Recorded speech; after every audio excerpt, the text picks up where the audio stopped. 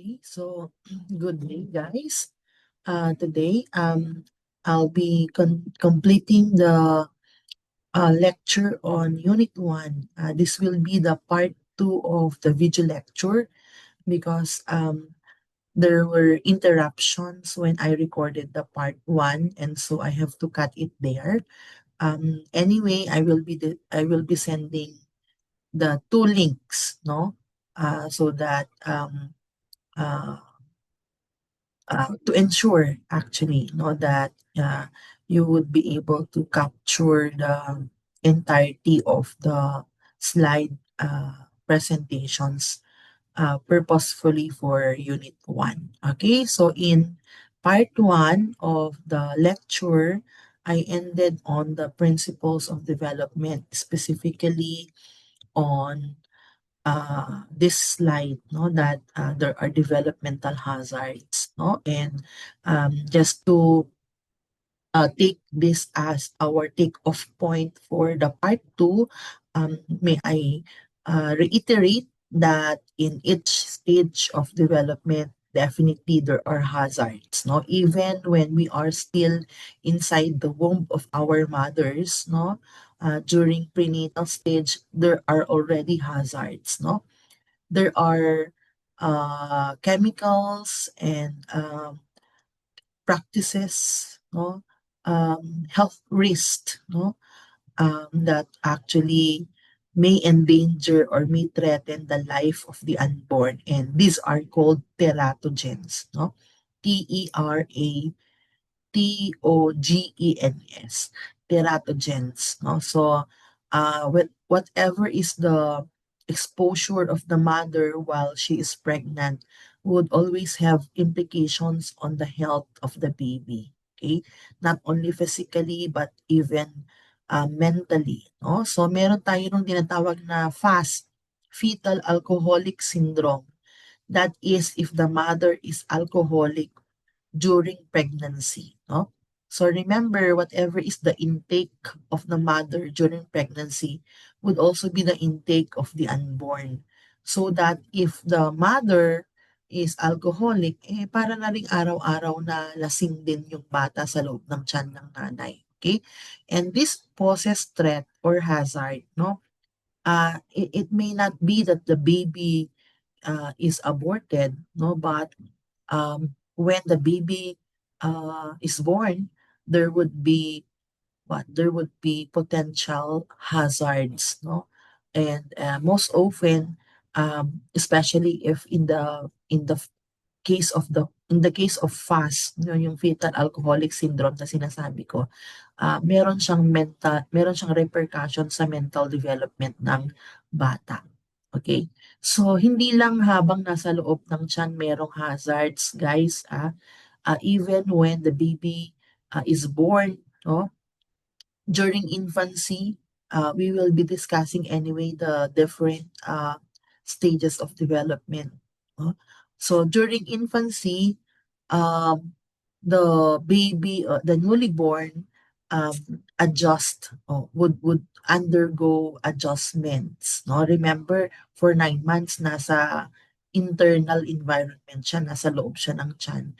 And then, postnatal, lalabas siya. So, kailangan niyang mag-adjust in terms of temperature, in terms even of the functioning of his organs, kasi inside the womb of the mother, while there may be functioning of these organs already, but you see, there are organs like the excretory system, which only functions once the baby is born, so dito nag-i-start na siyang dumumi, defecate, the newly born defecates, So if that is so, since sa loob ng tiyan hindi naman siya tumatae, Although may mga instances yung mga sobra sa araw na hindi agad lumalabas, yung indicator na actually na sobra siya sa araw ay, I mean,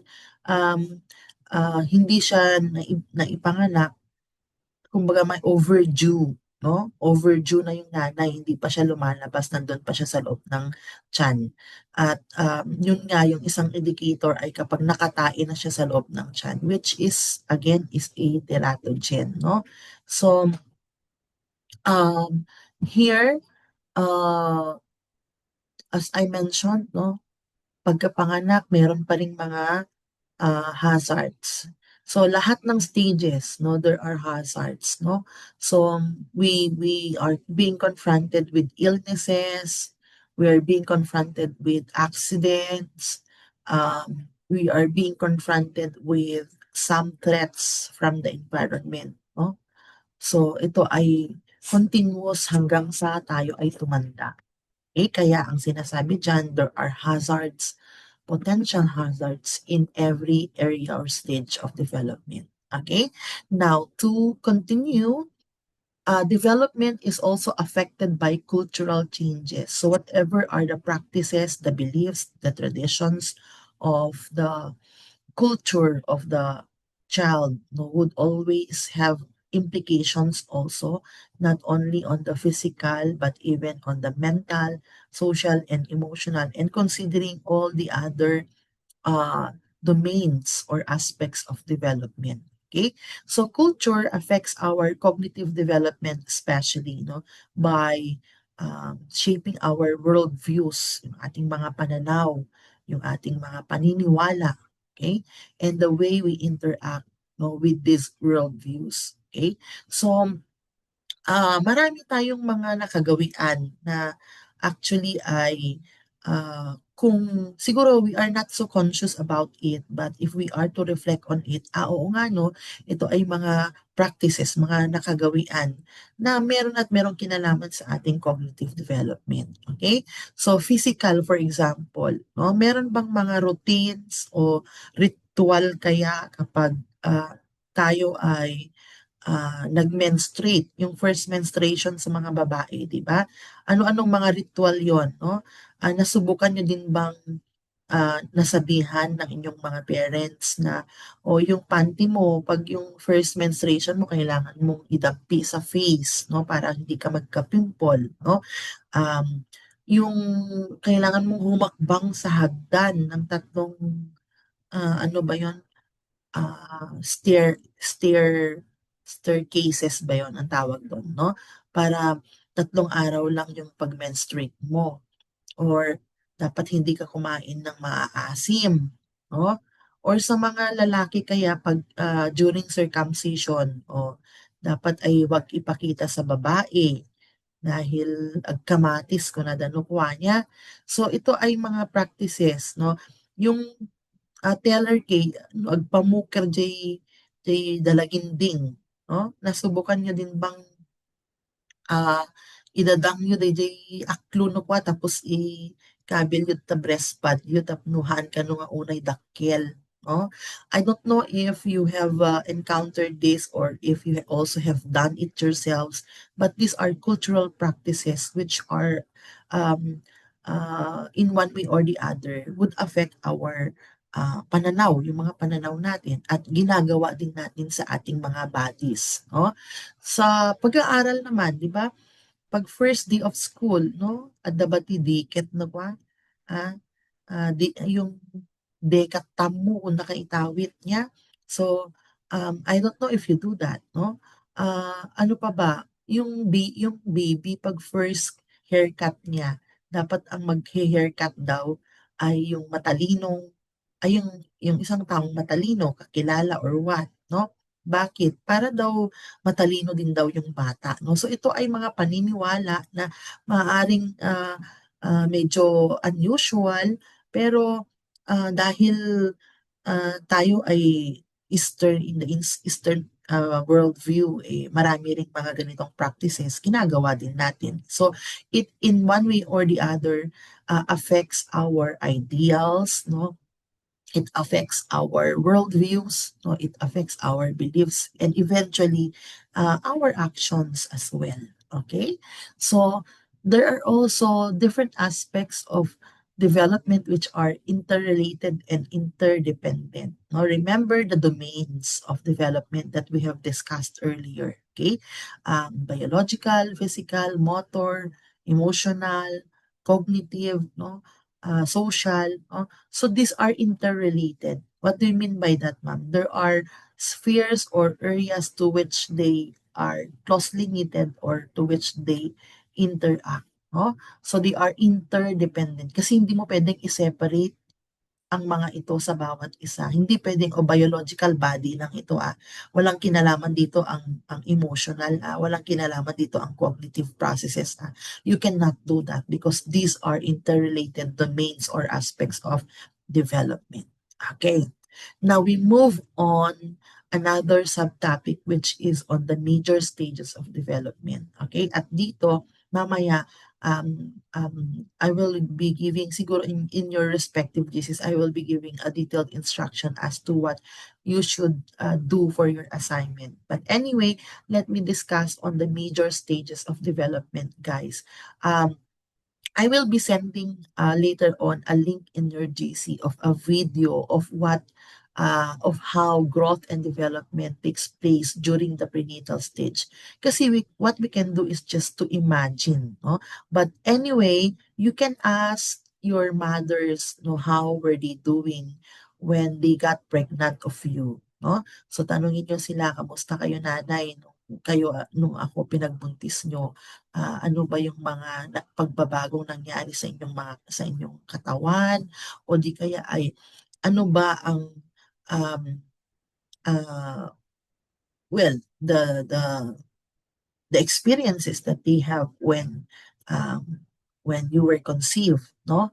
So that way, you could somewhat gauge what took place during the prenatal stage. Okay, what is prenatal stage ba? It's the very first stage in the developmental stages. Lahat tayo dumaan dito, lahat tayo ay ipinagbuntis. Ang prenatal ay tinatawag ding period of gestation. And usually it occurs within 9 months or approximately 270 to 280 days. So, ang normal na duration or period ng prenatal stage ay 9 months, guys. Now, tanong, meron din bang ipapanganak ng 8 months, ma'am? Ng 7 months, ma'am? Okay. Yes. Ang sagot ay yes. Ang tawag dito ay premature. Okay? Meron din ba kayang ma'am, nag-exit dun sa 9 months? Like 9 months and 1 week? Siguro ito yung mga hindi talaga accurate yung last day of menstruation. O di kaya may mga cases din na ganito, no? Na post-mature, ibig sabihin ay supposedly na ilabas na yung bata but because of some conditions or some reasons, no, physiological perhaps in nature, hindi pa siya na i-deliver, hindi pa siya na ipapanganak. Okay? But again, approximately 9 months. Okay. Now, there are 3 sub-periods or stages under the prenatal stage, no? And what are these sub-stages? We have the period of the ovum or zygotic stage, no? The period of the embryo or embryonic stage, the period of the fetus or fetal stage. Okay, bakit siya period of the ovum? Okay, kasi um, yung mature egg cell na na-fertilize ng sperm cell, no? Uh, that is either called ovum or zygote. Okay, actually, if you could call references, mostly ang makikita nyo doon ay zygote. Zygote. Ano bang zygote? Ang zygote, guys, ay yung result na cell. Single cell yan, no? Remember, during coitus, the the the parents share their sex cells. Okay, now if it happens that the egg cell is mature enough to be fertilized by the sperm cell, no, the tendency is the two cells would combine into one, no? So kaya nga figurative at literal din yung pinopronounce ng pari pagkasal na that the two become one. No? Kasi the two sex cells would really become one. At ang tawag dun sa single cell na yon ay zygote. Okay? So, ang pinaka-first na process that determines whether or not zygote could um, whether or not the union of the sex cells would result into a zygote, ang tawag dun ay fertilization. Okay? Fertilization. So, it is the process to which the sperm cell fertilizes the egg cell. And fertilization, guys, marks the beginning of life.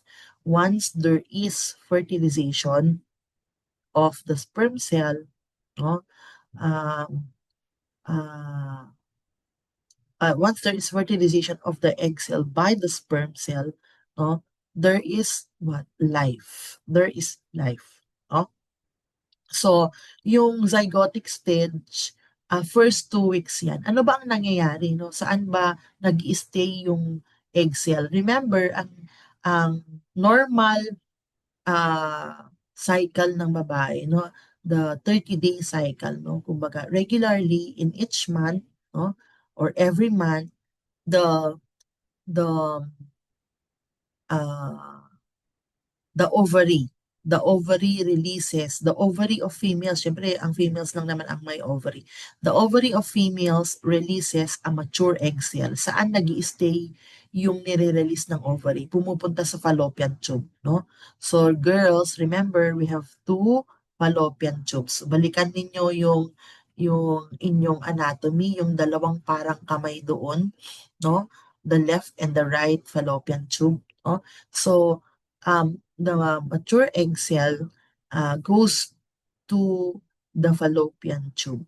Now, what happens is the mature egg cell waits, no, for a sperm cell, no, because it cannot fertilize its own self, no.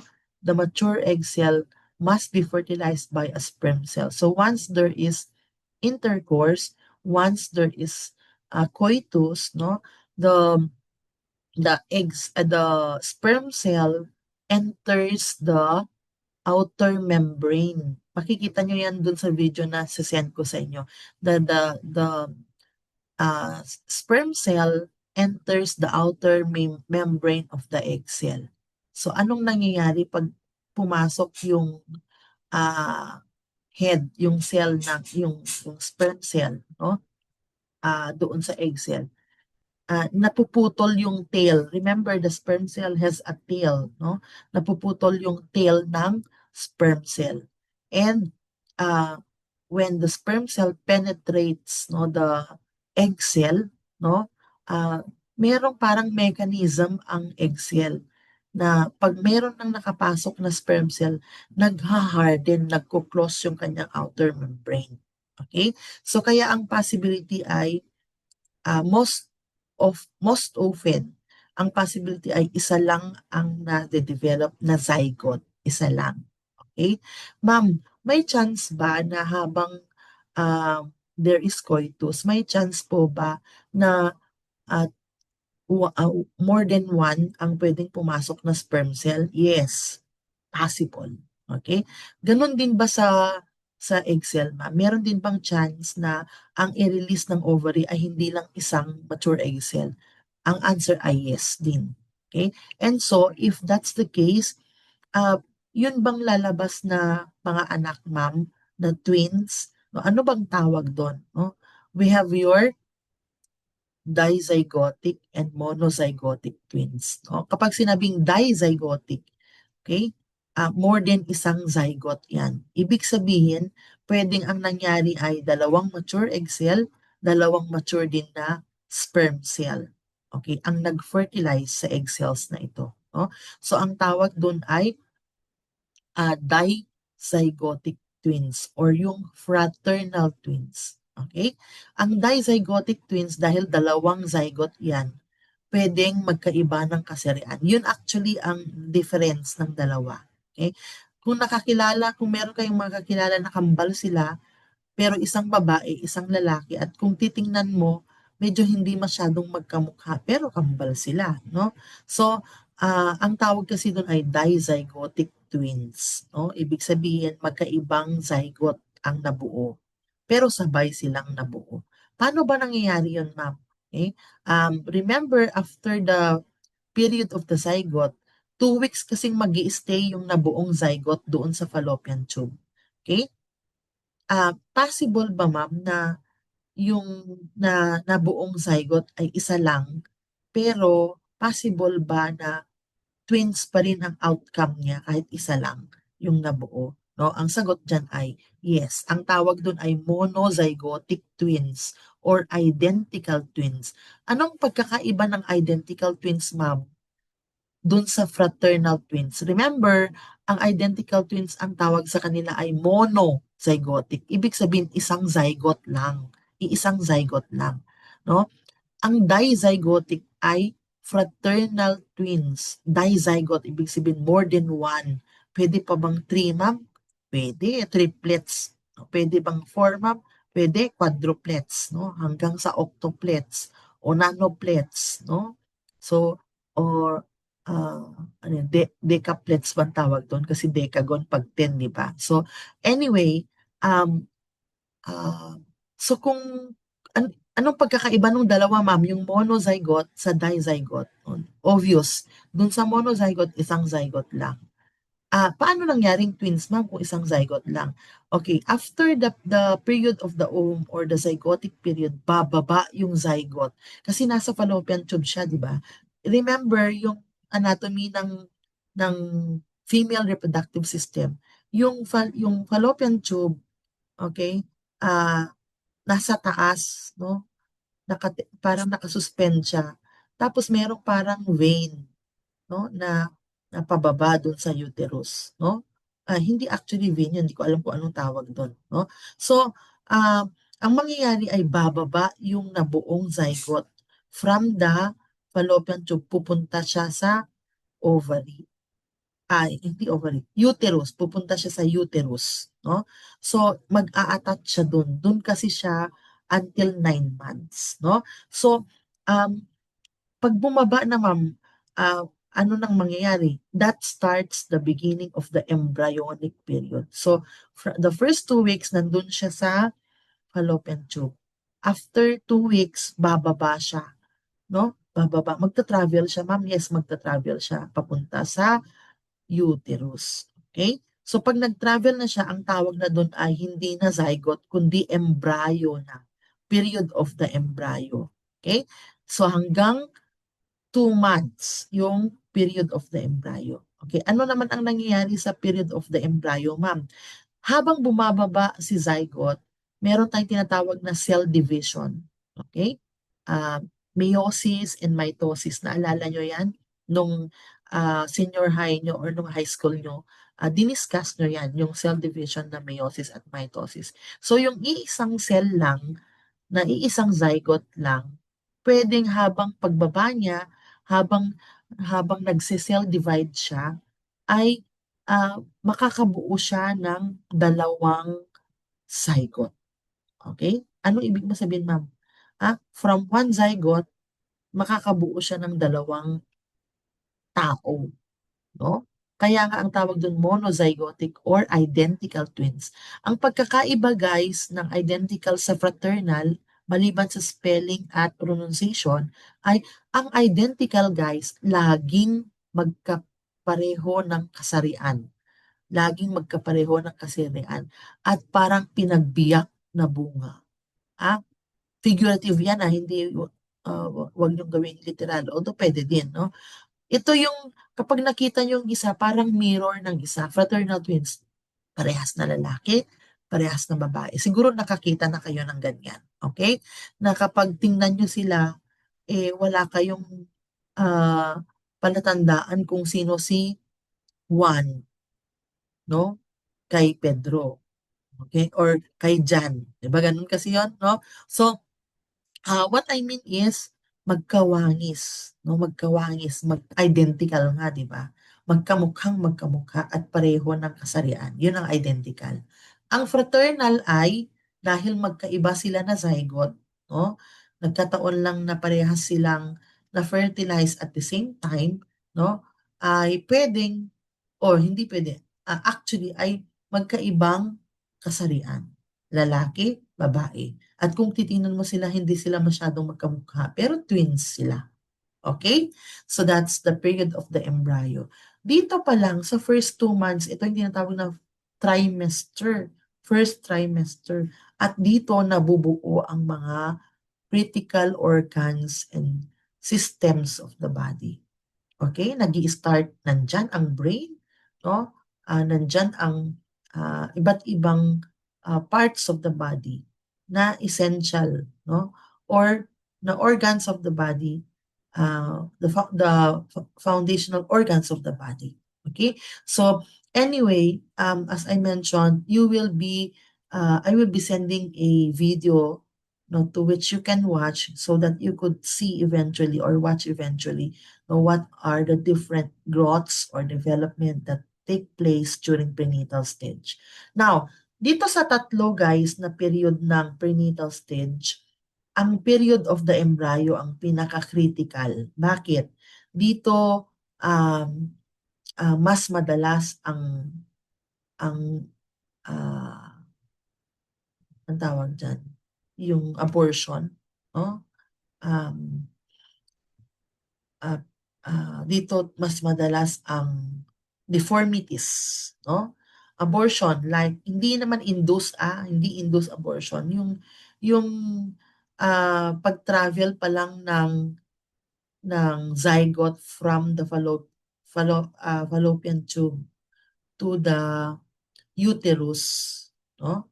Ay ano na yan, hazard na yan, no?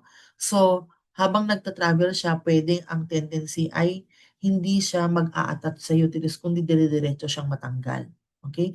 Pwede din because of some reasons, no, na habang nagta-travel siya at nagse-cell divide, ha, ay merong mga deformities, hindi hindi mabubuo ng ayon sa nararapat yung mga iba't ibang part ng body. Okay? Kaya kung maalala ninyo, may mga lumalabas na cleft palate, may mga lumalabas na merong deformities sa kamay, deformities sa paa, no? So, this is all because of the potential hazards that the embryo uh, may encounter. Okay? And then yung last stage or last period rather ng prenatal stage ay ang fetal period. Okay? Dito naman is from the end of the second month up to 9 months. So, dyan at 6 months, for example, or later phase ng 5 months, magi-start ng makita yung sex organ ng bata. Makikita mo na, pwede mo na siyang i-ultrasound kung babae o lalaki ba siya. Okay? So, pagkapanganak, okay, ang tawag doon ay postnatal, prenatal yung first 9 months. Pagkapanganak na, meron tayong tinatawag na postnatal stage or infancy stage. Yung infancy guys ay from birth to 2 weeks, ha? Kasi pinagsama dito yung babyhood. So ang infancy, okay? Siguro I have to qualify it there. So from birth to 2 weeks, yun yung infancy. Okay? Infancy. Okay? Tapos from 2 weeks to 2 years, no? Yan ang babyhood. Okay? So, yan, that to make it clear, no? So, ang infancy is the first 2 weeks of life. Anong aasahan mo? The first 2 weeks after birth, anong aasahan mo doon? There are different adjustments that the infant may face, no? Nabanggit ko kanina yung temperature, nabanggit ko kanina yung the functioning of its organs, no? Ah, yung mode of nourishment. Kasi inside the womb, paano sila nakakakain?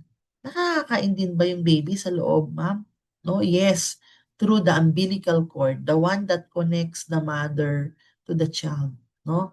Or to the unborn is the umbilical cord, no? And this is where he receives nourishment from the mother. Okay?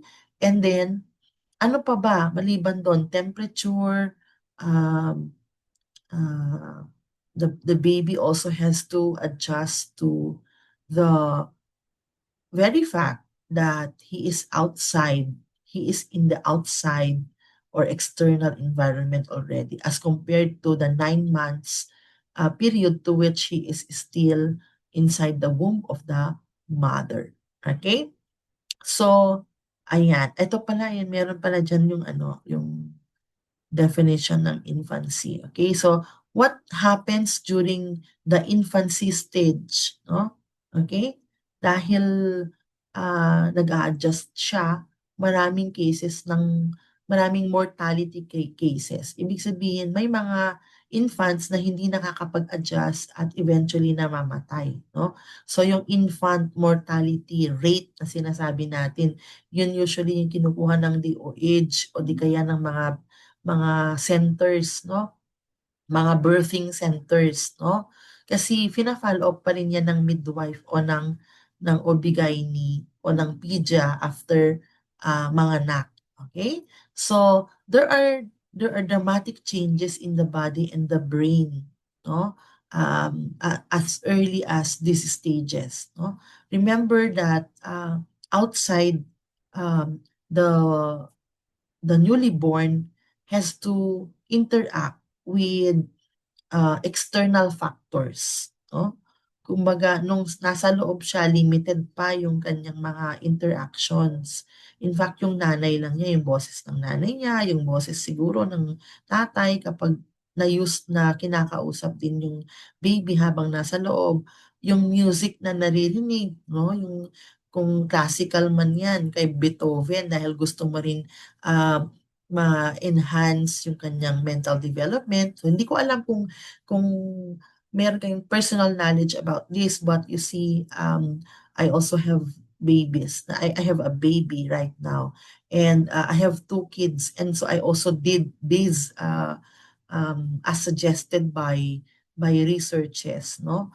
And wala namang masama kung gagawin mo din, no? So, meron din akong mga eksena na nagpapatugtog din ako ng mga classical music when my eldest and even my youngest were still conceived, no?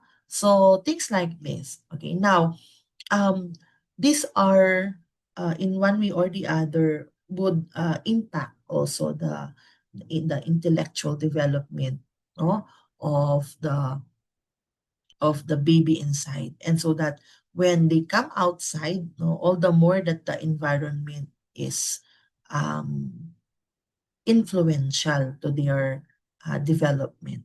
Okay, so pag sa infancy, uh, ayan, yung mga reflexes. Anyway, pag-uusapan natin 'yan pag tiningnan natin yung physical development. Okay? Kung ano bang mga physical development nangyayari during infancy, during babyhood. Okay? Ngayon, pahapyaw lang muna natin tingnan ang mga stages. Then, early childhood, ito yung i-discuss natin later on yung definition ng childhood from the perspective of developmental psychologists, parents, and in accordance to laws, no? So, as to developmental psychologists, they actually label early childhood as play years, no? Imitative stage, no? Formative stage, no? Bakit? Kasi ano bang na-observe nyo sa inyong mga ah, nakikitang mga bata, no? Ages 2 to 6 years, no? Anong nakita nyo? 'Di ba malaro sila? Madali silang matuto sa mga nakikita at naobserbahan nila sa paligid nila. Okay? Dito nag-start silang maging madada, maging matanong, very curious sila, very explorative, no? So anyway, we will be looking into these characteristics as I mentioned. Okay? Then we also have middle to late childhood, that's 6 to 11 years. This is labeled by educators as the school years. Kung preschool years, si early childhood, ang middle to late childhood ay school years. Dito unang pumapasok tayo sa tinatawag na formal schooling. Okay? When we enter elementary, that's where formal schooling begins. And this is at 6 to 11 years of age. Okay? So, nagkakaroon tayo ng improvement dahil hindi na lang tayo nalilimit doon sa hindi na lang tayo nalilimit doon sa mga tao sa paligid natin, kundi sa external environment. Okay? Like the school, for example, the community, the neighborhood, for example. Okay? And then we also have adolescents, no? In fact, before the adolescent, meron kasi yung very short period of puberty. Pero may mga literatures na sinasama na siya sa adolescent years. No? Kapag sinabi kasing puberty, ito yung parang transitional phase from childhood to adolescence. No? So, kumbaga parang kailan nag-start yung puberty kapag meron ka nang nakitang mga changes sa katawan mo. Like, nag-menarche ka, nag-telarche ka, nocturnal emission ang mga lalaki, no, merong mga widening of hips, broadening of shoulders, mga ganon, no? So these are actually indicators of puberty stage. Ang puberty stage kasi sa most of the literatures online or kahit mga books ay tinatawag na pre-adolescent years. Kaya sinasama siya sa adolescence. No? So this is from 11 to 18 years of age. And ayan, sabi dyan, no, puberty leads to an adult-sized body and sexual maturity. So remember, I think I have discussed in the part 1 of the video lecture that the one that differentiates children to adolescents is that adolescents are already sexually mature. Okay? They now have the capacity to bear children and to impregnate, which is not a characteristic of childhood. Okay? So, early adulthood is at 18 to 40. Ano ba dito? Ano bang nangyayari dito? Siguro, kailangan ninyong magbasa din sa mga developmental tasks. And I will give that as an assignment so that you could more likely relate. So early adulthood, yan ay kapag kayo ay, yan nga, 18 to 40, nakagraduate na kayo, maghahanap kayo ng stable na trabaho, mag-start kayo ng pamilya, at syempre, yung career growth, yun ang pinaka-preoccupation ng mga early childhood, ay early adulthood as much as possible ay they work for their place in their workplace. Tama ba yun? Kumbaga parang magsisikap sila na meron silang marating sa kanilang mga propesyon. Okay? And then, we also have the middle age, no, 40 to 65 years of age. So dahil nung early adulthood, no, you have actually exerted effort, no, earnest effort to more likely climb at the career ladder. So at 40 to 65, inaasahan na nasa mga managerial positions na kayo, mga superior supervisory roles or leadership roles na kayo. Okay? And then we also have at old age or senescence, that would be at the time a time for declination. No? Anong ibig mo sabihin sa declination, ma? So nagde-decrease ang strength, nagde-decrease yung kahit yung capacity to learn, although there is still a capacity to learn but not as compared when you are younger, no? And then yung retirement period, adjustment of the retirement period, adjustment to a family life na may mga kanya-kanyang preoccupation at pamilya na rin ang inyong mga anak. Okay? So, itong mga stages na to ay mas ma-appreciate nyo kapag tiningnan ninyo itong developmental task. Okay? Ngayon, hindi ko i-discuss itong mga developmental task, no? Dahil ipapa-activity ko siya sa inyo.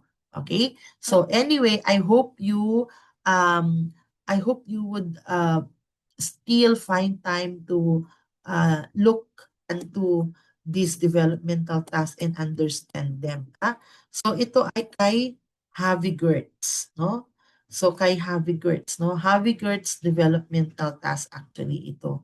Okay? So this I would just like to clarify about the concept of Havigert's developmental task. Developmental task guys ay ito yung mga gawain o milestone na dapat ay kayang gawin at nakikita sa mga ah, batang nasa edad na yan. Hindi lang bata, sa lahat ng stages, no? So at early childhood, ano ulit ang early childhood? 2 to 6, no? Dapat ay nakitaan nyo na sila ng mga ganitong abilities that they have learned to walk, they have learned to take solid foods, they have learned to talk. No? Anong implication niyan, ma'am, kapag hindi pa nila alam? 6-year-old, hindi pa siya nakakapagsalita. No? Ano ka na, red flag yan. Ibig sabihin, baka there's something wrong with the auditory or with the yeah, kasi ang language development guys ay ano yan, nag-start sa auditory development. Baka hindi functional ang cochlea ng bata, kaya hindi nakakarinig ng sound, kaya hindi rin nakakapag-produce ng sound. Or baka there's something, there are neurological disorders no that have to be corrected kaya hindi siya makapagsalita, no? So, anong gagawin ma'am kapag sa edad na yan at 2 to 6 hindi pa nila kayang gawin itong mga to? No? Kailangan nyo ng expert intervention, no? You have to secure or seek the help of a physician siguro. You have to um, go for check-ups so that there would be intervention as early as possible. Okay? So, ang Havigert's developmental task guys ay hanggang old age. Hanggang old age. Okay? Ibig sabihin hanggang pagtanda, meron pa ring mga inaasahan na mga milestones o mga abilities na dapat ay makita sa stage na yan. Okay? So, as I mentioned, I will give this as a task to you so that you could appreciate the developmental task. I think it's there. I had given this already as an assignment to you. So some sections already have submitted their output, but to the others, I still have to take hold of your outputs. So anyway, it's until here. Thank you for listening or for reaching this part of the video lecture. We will do a wrap up of these topics, no, or of the concepts or principles that we have discussed herein during the face-to-face class. So thank you guys. Good day. God bless. Keep safe, everyone. Bye-bye.